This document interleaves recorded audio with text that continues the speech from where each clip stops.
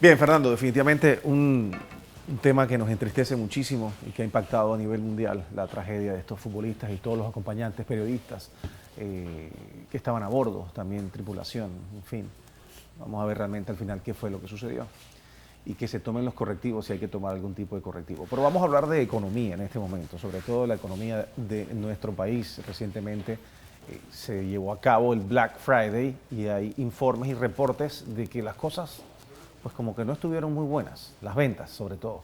El profesor Juan Jované es economista, profesor de la Universidad Nacional, y está con nosotros esta mañana para abordar ese y otros temas que nos atañen en términos económicos acá en el país. Buenos días, profesor, bienvenido, un placer como siempre contar con su presencia aquí en Next Noticias. ¿Qué pasó el viernes? ¿Qué fue lo que sucedió? ¿Qué se sabe? ¿Por qué hay reportes y se habla de que las cosas no funcionaron en términos económicos? Yo creo que hay dos segmentos, ¿no? O sea, el segmento del turista que viene a comprar a Panamá. En la medida que venían de Centroamérica, bueno, hubo una afectación climática, pero yo creo que en el caso del consumidor panameño hay otra situación. En primer lugar, yo creo que se empieza a demostrar algo que habíamos conversado alguna vez aquí. Ajá. De que puede llegar a pasar incluso lo que pasó con los hoteles. Que están por debajo del 45%. Sí, porque lo que pasa es que se empieza a generar demasiada oferta. Entonces hay tanta oferta que queda distribuida entre distintos locales y eso baja la venta en cada uno de los locales. Pero también las expectativas del panameño, que es lo que más preocupa, ¿no? Pareciera ser que hay una expectativa del panameño de que, bueno, la desaceleración se ha tomado, por así decirlo, la mentalidad del panameño. El panameño empieza a entender que hay una situación. Ahora, ¿pero son los turistas los que hacen la diferencia entre un buen Black Friday o un mal Black Friday? No, la mayoría, obviamente, de los consumidores son nacionales, o sea, eso es efectivo.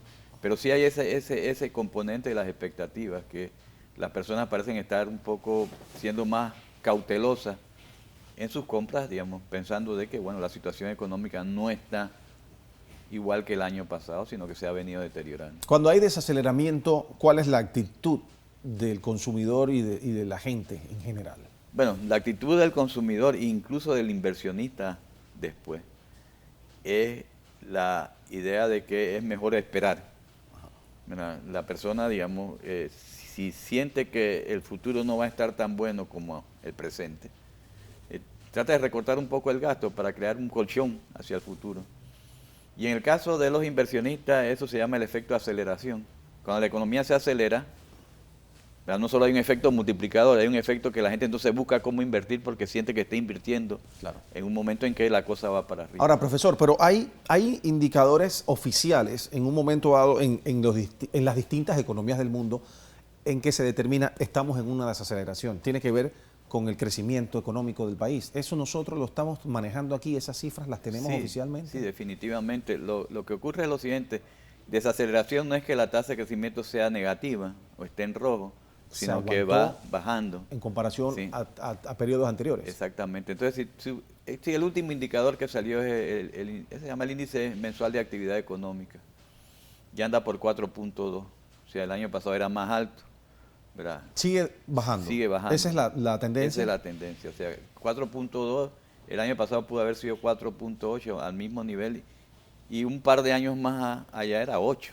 Entonces ahí es donde uno ve que, digamos, no solo hay una desaceleración, sino que pareciera una desaceleración que, digamos, va aumentando en su intensidad y eso es lo que más preocupa. Ahora, cuando nosotros le preguntamos al gobierno, lo que se dice es que es lo que sucede en el resto del mundo, que nosotros no somos diferentes al resto del mundo. Bueno, mira, o de la región. Lo cierto es lo siguiente. Lo cierto es que el mundo tiene problemas, lo cierto es que la región tiene problemas, pero eso explica parte de la situación. Eso puede explicar en parte lo que está pasando en zona libre, que también se explica por la incapacidad del gobierno de introducir medidas fuertes para resolver el problema con Colombia. Pero puede explicar también que los peajes recogidos en el Canal de Panamá son inferiores al año anterior. Puede explicar esas cosas, que haya caído los puertos, eso tiene que ver con el exterior. Pero cuando pensamos en la industria, Y cuando pensamos no solo en la industria, sino en la agricultura, ya se sí es un problema local. O sea, los sectores más afectados son esos, son los que sí tienen tasa de crecimiento negativa, o sea, que están decreciendo, la agricultura y la industria. Y eso tiene que ver con el mercado interno.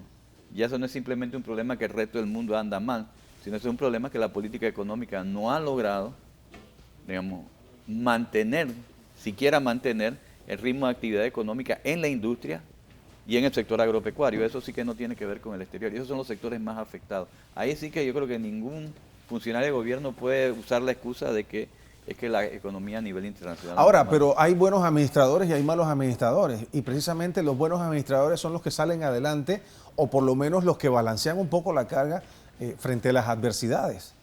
¿Qué debe hacer este gobierno entonces ante lo que está sucediendo y las presiones económicas que estamos viendo?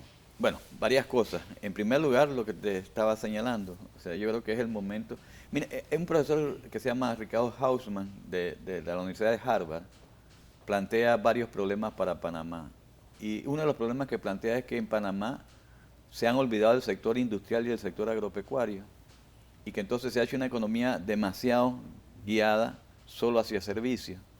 Y entonces ellos están planteando, y yo estaría de acuerdo, con que Panamá tiene que empezar a ver esos otros dos sectores que también pueden, digamos, generar algún tipo de actividad económica. Industria y sector agropecuario. Sí, él plantea claramente, o sea, este grupo de Harvard que estudia incluso competitividad, lo que dice es que Panamá ahí, digamos, hemos dejado ir al sector industrial y el sector agropecuario como si no fueran importantes.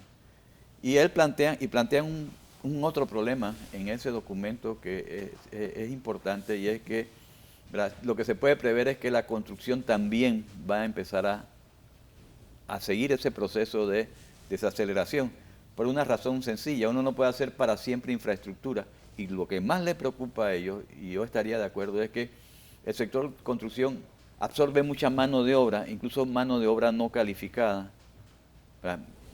Dejamos el sector agropecuario sin funcionar, la población migró a las ciudades, encontró empleo entonces en la industria de la construcción, y si la construcción, como se prevé, empieza a perder velocidad, va a haber problemas entonces en dónde colocar a esas personas que en efecto están trabajando hoy día. Usted menciona la construcción, y precisamente hoy en el diario La Estrella de Panamá hay un artículo que habla sobre la disminución en los permisos de construcción de un 12% en los primeros 9 meses de este 2016. Esto es un informe de la Contraloría de la República, o sea, son números oficiales. Sí, así es.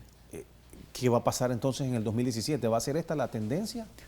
Digo, yo creo que en ese segmento que es de construcción, digamos, hay un segmento que es el que creo que va a empezar a declinar más, que es el segmento de construcción no residencial, que tiene que ver con esto, de hacer mall y ese tipo de cosas. Ya vimos en el Black Friday que, digamos, estamos llegando a una cierta saturación de ese tipo de construcción. Acá dice que los permisos no residenciales cayeron 118.9 millones, que es el 17%. Esos son. Y los residenciales se redujeron 8.3%. Sí. Es que las dos cosas, el que más se está saturando es el no residencial. El de comercial, locales comerciales, centros comerciales, exactamente. Estas plazas. Y el otro ya se está, digo, obviamente hay una saturación también del segmento de vivienda. Lo que podría hacer el gobierno en este caso es acelerar los proyectos, ¿verdad?, que tienen que ver con construcciones de infraestructura, que tienen que ver con las construcciones que hace el Estado. Sin embargo, eso es temporal. Es decir, tenemos que ir viendo, digamos, entonces cómo vamos a ajustar nuestra economía para cuando el sector construcción no esté tan activo. Entonces necesitamos ver, ¿verdad?, esas otras ramas que hemos olvidado, como es la agricultura y la industria. La infraestructura que está llevando adelante este gobierno en comparación con la administración pasada, pues es muy distante, sí, realmente. ¿Se podría seguir adelante a ese mismo ritmo?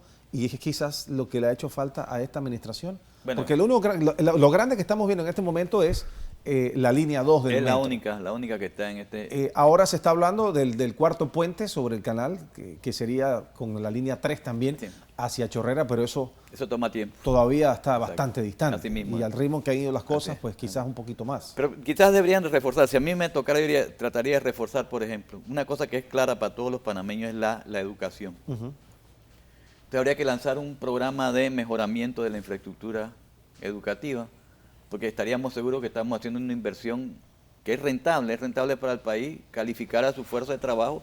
Claro. Pero bueno, eso se necesita... Ahora, ¿por qué el presidente Varela, usted por qué piensa que el presidente Varela, justo antes y al principio de su gestión o antes de arrancar su gestión, fue muy claro y enfático en decir, este gobierno no se va a caracterizar por hacer grandes obras? O sea, ¿por qué puso la carreta por delante de los bueyes? O sea, ¿qué quiso decir en ese momento si él sabe perfectamente y todos sabemos lo importante y lo que significa que el gobierno sea el que lleve la batuta adelante en grandes obras de infraestructura, sobre todo para mover una economía como la nuestra? Bueno, eso es difícil saber, porque realmente, digo, se pudo haber dicho, quizás ya hemos hecho bastante infraestructura económica, pero la infraestructura social, lo que se llama infraestructura del sector social en este país, ¿verdad? Los hospitales están en decadencia, hacen falta centros de salud, hace falta mejorar lo que es la infraestructura de educación.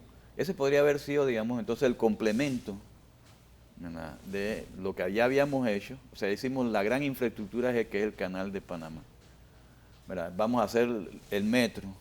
Entonces, pero falta la infraestructura social, lo que le dé soporte, digamos. Yo no creo que haya que hacer grandes hospitales, pero sí, digamos, llenar el país de centros de atención en todas las comunidades.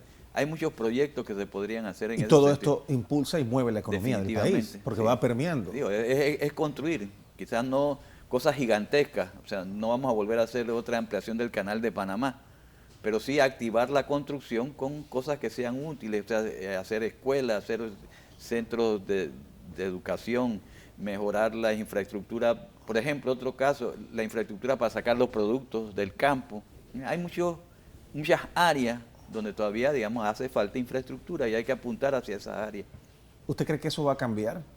No, Como hemos visto el estilo de gobierno. No, pienso que no pienso que el gobierno no tiene un proyecto, por ejemplo, claro a ese respecto, y digamos, no siento que en lo que le queda a este gobierno vaya a haber un cambio porque hay un problema de gestión, como dijiste, ¿no? O sea, uno ya siente que la gestión es lenta.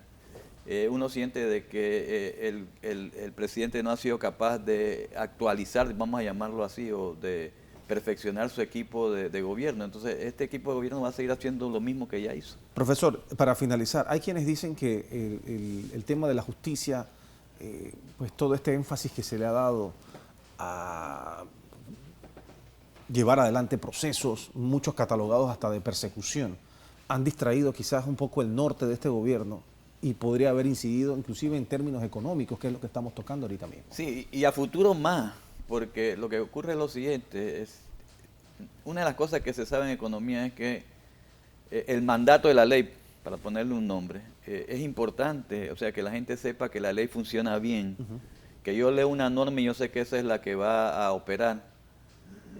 Si yo voy a un país y yo leo la norma y no sé después cómo se va a aplicar, o si se va a aplicar o se va a aplicar para unos de una manera y otros de otra manera, realmente eso termina afectando la inversión. El tema de la caja de ahorros precisamente, y que ha sido criticado por muchas personas, inclusive organizaciones y gremios se han manifestado de que lo que se ha visto en este caso pues no tiene ni pie ni cabeza. ¿Usted cómo lo ve como economista, como pues seguidor de nuestra política? Bueno, mira, yo lo que pienso es lo siguiente, o sea, que ha habido un abuso de las detenciones preventivas, ¿no? La detención preventiva en Panamá funciona cuando hay cosas como que se puede fugar, si ya se presentó, cómo se va a fugar, ¿verdad? Si puede de alguna otra manera hacerse daño él mismo, entonces también opera la preventiva. Sí.